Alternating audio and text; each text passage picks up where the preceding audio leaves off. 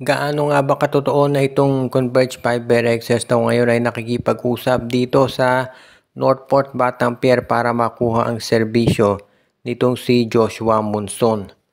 Maraming mga fans ang nagsasabi na itong si Monson ang isa doon sa mga players talaga na pwedeng makuha ng Converge Fiber Access na magiging talagang contributor para sa kanila. Alam na ng lahat na yung starting five ng Converge malakas. Itong si Heading, si Stockton, si Winston, si Arana at si Baltasar. Ang problema nga lang itong si Jordan Heading hanggang ngayon siya hindi nakapaglalaro dahil meron itong back spasms at naghahanap ng additional scorer itong si Coach Franco Atienza. Pwedeng-pwede na si Joshua Monson dahil ito ay hindi lang scorer kung hindi matinding defensive player na rin. Kaya nga maraming naniniwala na ang isang two-way player katulad ni Monson malaki maitutulong dito sa Converge Fiber Access.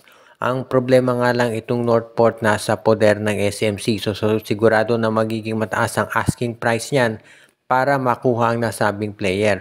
At kapilang doon sa mga options na nakikita natin na pwede namang ipalit itong Converge Fiber Access para dito kay Joshua Monson. Of course, malamang itong si Jeyo Ambohot ang isa doon sa mga iko-considera. Plus, nandyan din doon si JL De Los Santos, si Kevin Racal. Marami namang mga players dito sa Converge na pwede nilang magamit. Kapag nakabalik na itong si Jordan Heading mula sa injury, magiging 6th man na nila itong si Joshua Monson. At yan talaga makatutulong para dito sa lineup ng Magnolia ang Converge Fiber Access na makaabot na dito sa next step.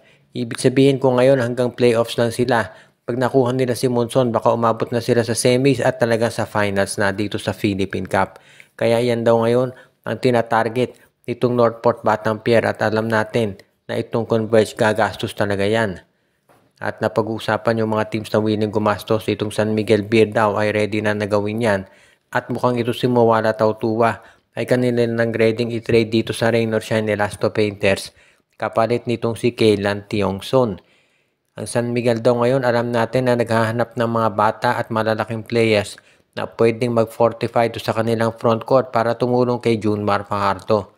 Ito si Tautua ay medyo matanda na at alam natin na maganda nilaro niya nung nasa Northport siya pero nag-i-struggle talaga bilang backup ni Junmar Fajardo.